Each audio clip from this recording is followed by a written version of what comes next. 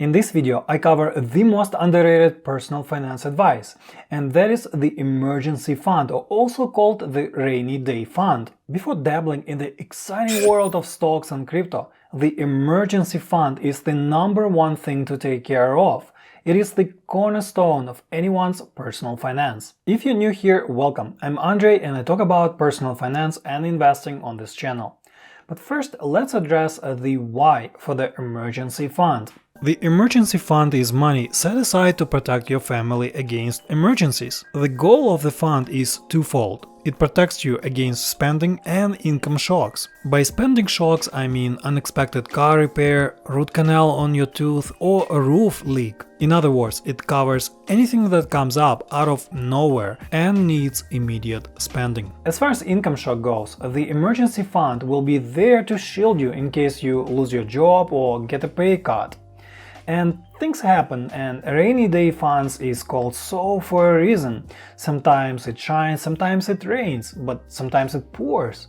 The emergency fund will be there to keep you dry and warm on cloudy days. If you don't have money set aside for emergencies, that is the next thing on the list. And God forbid it's credit card debt, which comes with astronomically high interest rates. I would say anyone can be a step away from all good to I'm in debt and I can't get out of it. Emergency fund will mitigate this problem big time. My family does not consider emergency fund as part of our nest egg.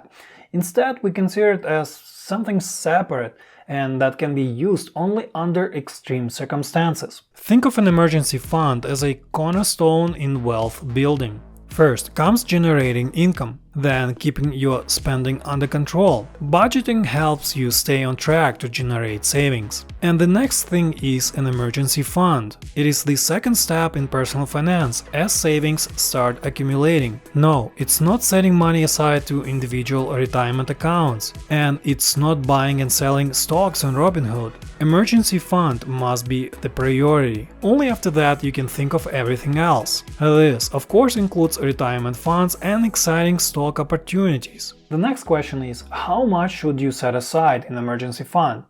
My best advice is to have at least 3 to 6 months of your living expenses in emergency fund.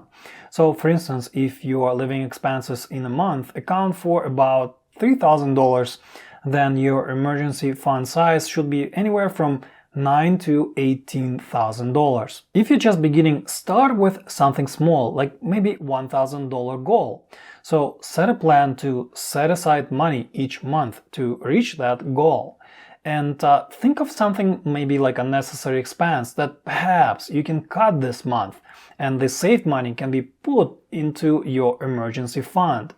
And maybe it will take you a few years, or maybe faster, depending on your savings habits. That is not important. The most important thing is that you set a goal and you move towards it. As you reach $1,000 goal, you might go for a monthly expenses size.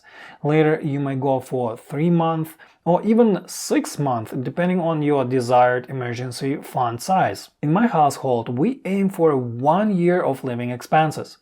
That may seem like too much and too conservative for many people. And I think that 1 year is plenty and no need to go overboard with more. Setting aside this much money just to sit in a bank account may seem like not the wisest thing to do. But our take is that a rainy day fund is like our insurance in case life throws a monkey wrench at us. The next question is where to keep all this money. Here are the 3 main goals to keep in mind when thinking about where to park your emergency fund money. This asset must be readily available, a risk-free asset, meaning no risk of losses, and come with no penalties and minimal fees. We can immediately see that stocks and other risky securities don't qualify. The best asset is, of course, high-yield savings account. It doesn't give the highest interest rate, but it is the safest and FDIC insured. The FDIC insurance limit is $250,000 per depositor. If you want a somewhat better interest rate, of course you can go with other assets. But remember that higher and better interest rate almost always comes with higher risk of losing money. For instance, a money market fund is another option. The rate is likely better compared to savings accounts. Money market funds are not FDIC insured though. The risk of losing money in money market funds is very minimal. These funds hold high-quality investment-grade debt securities. Still, there is some risk in extreme situations. Another option is ETFs or mutual funds focusing on short-term US Treasury bills. Many consider short-term US Treasury debt as risk-free. For instance, VGSH ETF by Vanguard is one such example. The fund invests in US Treasury bonds maturing in 1 to 3 years. Again, VGSH and similar funds can be subject to investment losses. The likelihood of that is minimal, but it's still there. If I were looking for the safest asset, it would be, of course, plain vanilla savings account.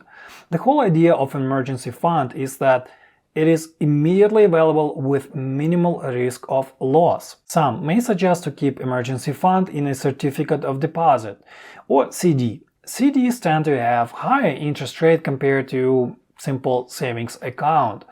But my problem with CDs is that they may come with penalties in case you withdraw your money before they mature. Also, don't think of your retirement accounts such as 401k or IRAs as an emergency funds. They are not. Retirement accounts come with a 10% penalty for early withdrawals. You must be at least 59.5 years of age to avoid this 10% penalty. True, building an emergency fund entails paying taxes and using after-tax money to set it aside in a fund. But that is the best approach.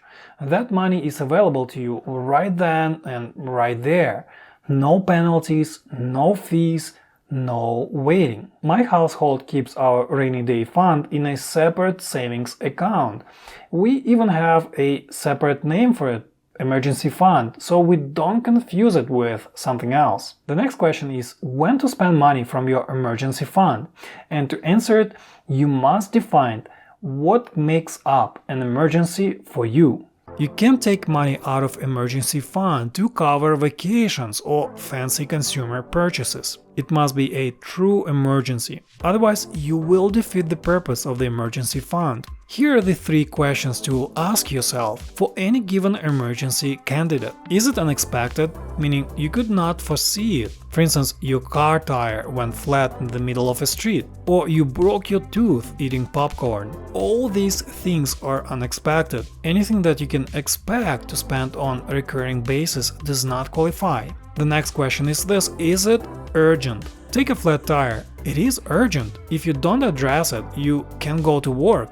Finally, is it necessary? Let's say you have a recreational mountain bike whose tire went flat. The way I see it is that it's not necessary for you to replace it right away. You can live without it just fine and do something else for exercise. Of course, if you lose your job, your living expenses will qualify as an emergency spending. We can debate here what represents unexpected, necessary, and urgent.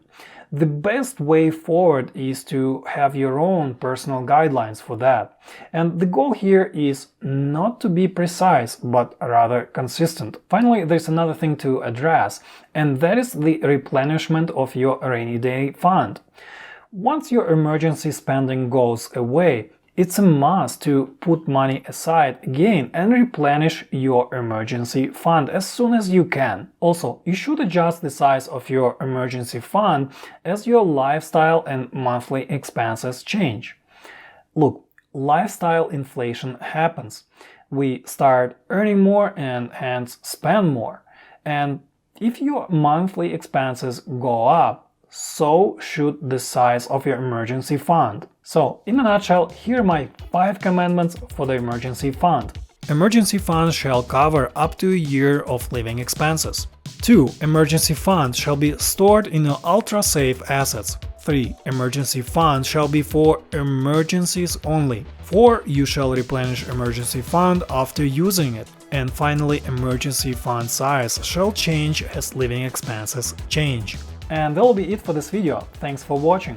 If interested, I made another video on how to get a perfect credit score that are linked here. I post actionable content weekly on personal finance, so be sure to subscribe and I will see you next time. All the best!